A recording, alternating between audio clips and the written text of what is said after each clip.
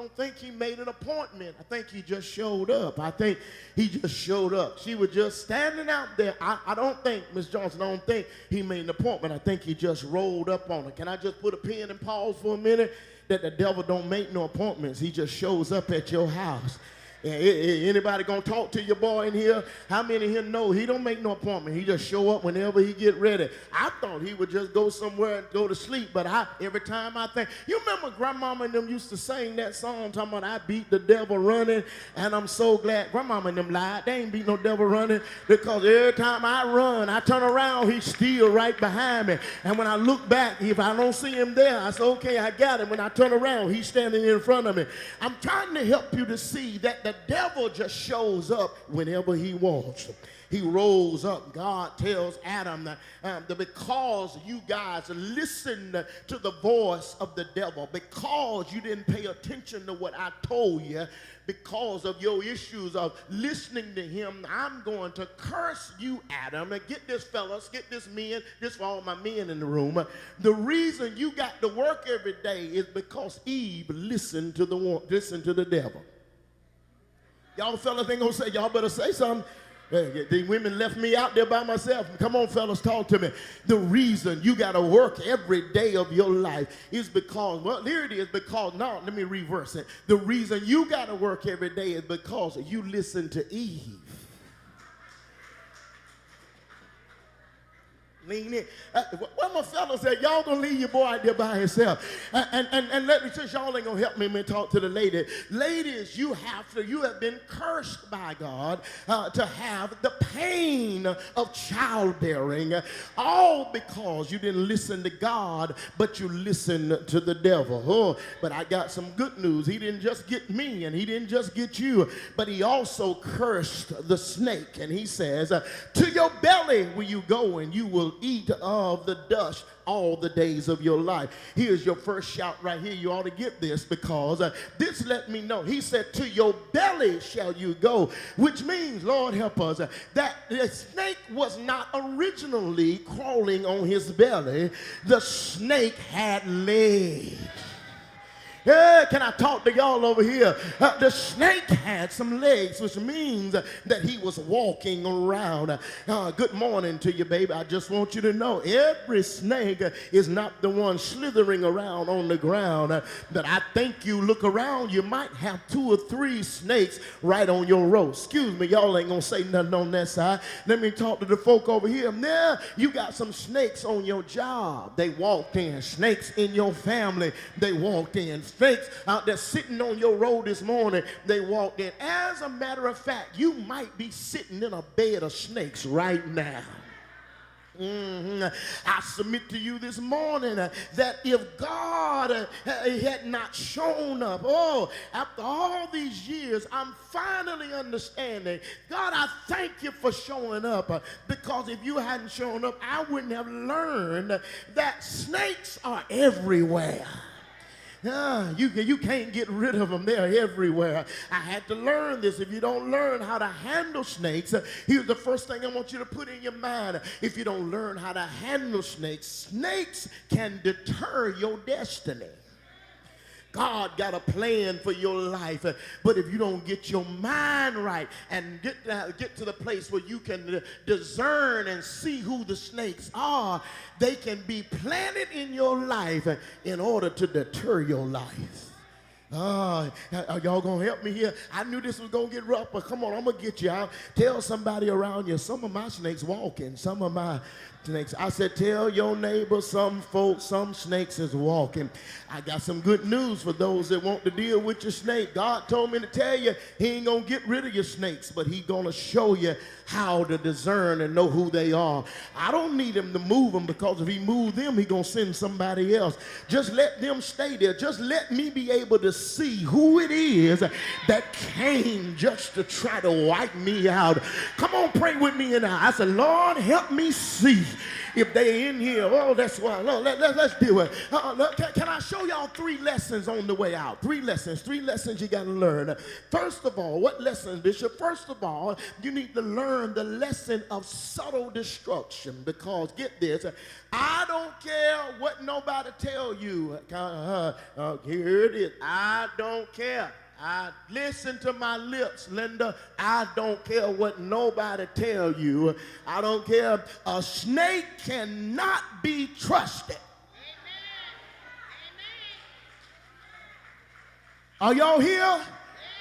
I don't care. I don't care. I'm trying to remember the author of that song where that woman took the snake in. She found him on the street half frozen. She took him in the house and put him next to the fireplace, thawed him out, and gave him some milk to drink. And then the same snake that she took care of is the same snake that bit her. And then she said, "What snake? Why did you bite me?" The snake said, "You knew I was a snake." Can I preach to somebody in the balcony? They ain't gonna help me down here. You need to know that a snake is a snake, and they not gonna change because you take them in. You gotta know, you can't tell your neighbor you can't trust the snake. You can't trust them. I said you need to encourage your neighbor. Y'all, listen, y'all gotta help me preach this one, because there's some snakes in here. I need y'all to help me preach this one. Lay hands on your neighbor and tell them you can't trust the snake. Tell them you can't trust them. The first thing we need to look at, I'm going to dig in here. Yeah, here it is. The first thing we got to look at is the location of the snake. All right? The location. Somebody say location. The location of the snake is that he's in the garden. The upsetting factor is that not only is the snake in the garden, but Adam and Eve is in the garden. Which means, y'all, that Adam and Eve, the beloved of God, is in the garden, but the snake is in the garden, which means that the snake is always in close proximity. Listen to me. A snake can't bite you from far off. So the person who gonna bite you is always gonna be somebody that you thought was close to you. Oh, Lord. And so it is. The interesting thing is that they got to be somewhere close. That's why I always, when folks show up that I know that ain't necessarily ever had my best interest, when they show up trying to be my friend, I say, "Hey, what you want?" Am I talking to y'all? Gonna help me preach in here this morning? Don't be slow on me. You got to ask folk when they show up, "What can I do for you? What is it that you want?" Because a snake will always try to disguise himself as a friend and slide up into your life. And you need to ask him, "Hey, what do you?" Come on, talk to me in the house. Just ask them, "What do you want?" Yeah, I'm almost there, Emmanuel. I'm almost there. Not only look at the location. Am I preaching good? Not only look at the location, but look at the ambition. Here it is, Tanya. The ambition is the intent of the snake is the cause. His intent is destruction. He comes in to destroy. His job is he shows up to destroy. He doesn't show up to try to make things better. He comes in the church. Oh, I didn't mean the church. He comes in to destroy. Oh, Lord, help me in here. And so the ambition is the snake is trying to destroy. Look at the location. Look at the ambition. I got to hurry here. Let me cut across the field. After you look at it, you got to look at the tension. Why does the serpent have it out for Adam and Eve? Ask yourself that question. There's a whole lot of other beasts in the field. Why did the snake want them so bad, Mama? Why was it, Sharita, that the snake wanted him? Why was the snake so mad? Can I give it to you all? Got to stick with me. This is going to help you right here. I'm finished when I give you this. Can I tell y'all why? Tell us why, Bishop. Tell us why. Y'all talk back to your boy. Tell us why. Here it is. It is because of the conflict of angelic. It's because of the doctrine of angelic conflict. And as I dealt with that, started to study that this week, here it is, the conflict, the doctrine of the angelic conflict. Before there was a when or where, there was a God. Before there was a this or that, there was a God. In the very beginning, when God created heaven and earth, it was God by himself. He got to the point, he said, well, I want some more around. So what he does is he creates some beings. And the beings were called angels. When he created the angels, Hardy, what he did was he created an angel by the name of Gabriel, who is the angel of the word. Anytime you hear a word going forth from an angel in the Bible, it is nobody but Gabriel. He also created an angel of warfare, and his name was Michael. And Michael is a warfare angel, and Michael comes to fight. Here's the thing about Michael. Michael fights and he never loses. Michael is like your cousin JoJo that just got out and ain't scared to go back.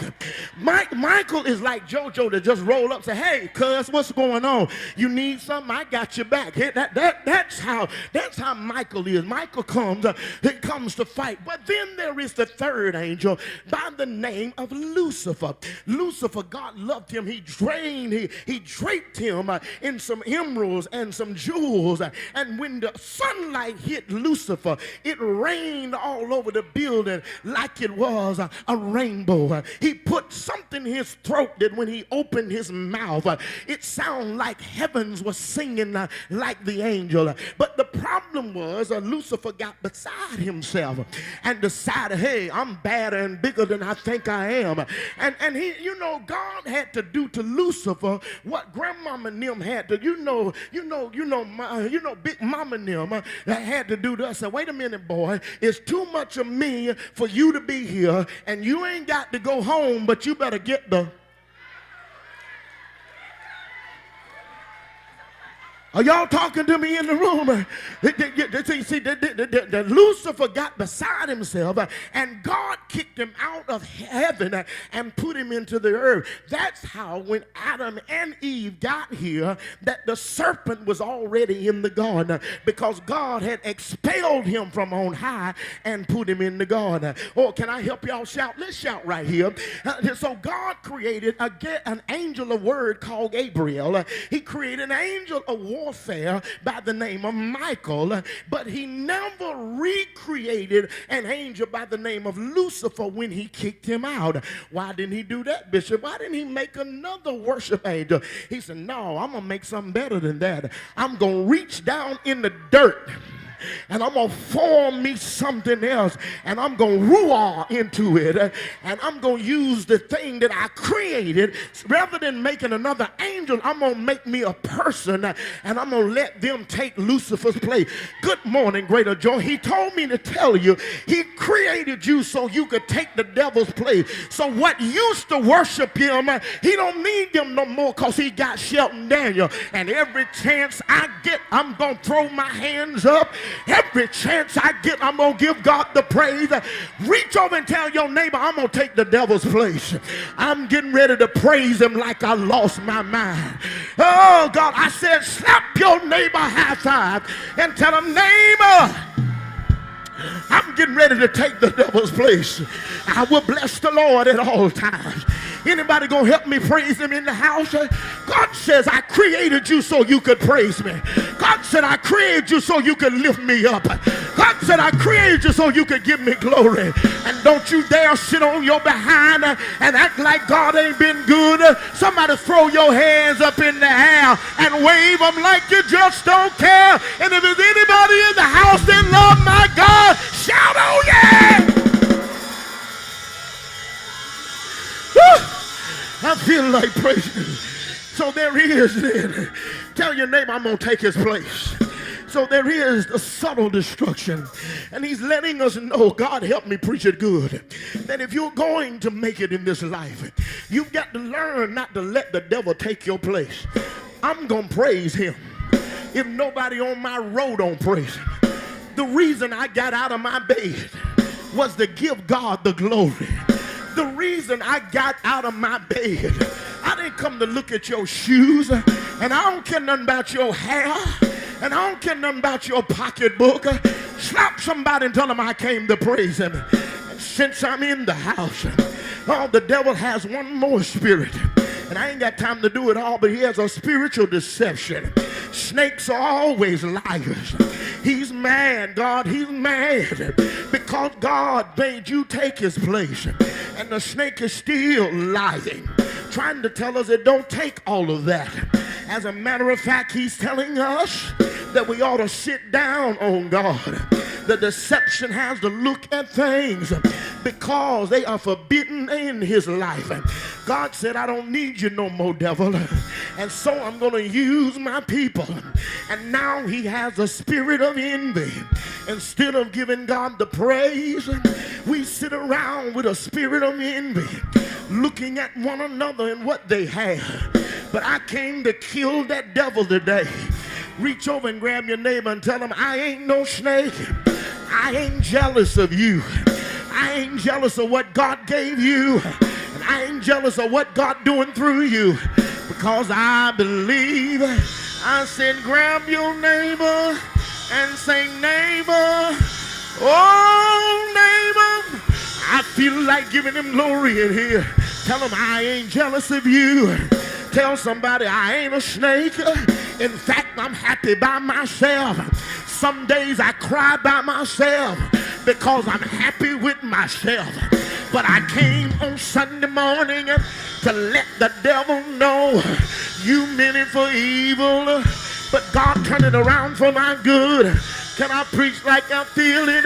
I need 100 folk in the house that ain't never been rich, but you ain't never missed a meal to help me lift him up. Tell your neighbor I'm still good. After all I've been through, after all the hell I've been through, I came to let the devil know I'm still gonna praise him. Is there anybody that'll help me lift him up? Because the snakes are watching. They looking at you right now. They're wondering if you're gonna praise him anyhow. They thought they had you. They thought they had knocked you down. But I'm still here, still alive. Say it.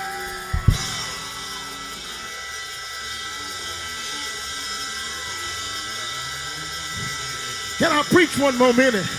I got to get out of here. But the Bible says that the devil is walking in the garden. But can I give you my last shout? Just because the devil is walking, Durham, they ain't got it yet. Just because the devil is walking, the Bible also said that God comes walking in the cool of the day. So if the devil is walking, can I preach like I feel it? Can I preach like I feel it? I ain't worried about it because God is right by my side. Good evening, babies. I got to go to Roanoke Rapids, but will you help me shout? Because just because the devil think he got me, I got God on my side. If you make your bed in hell, I'll be right there. If you go to the mountaintop, I'll be right there. Pull on your neighbor. Tell him I got some snakes in the camp, but I also got God. I got God.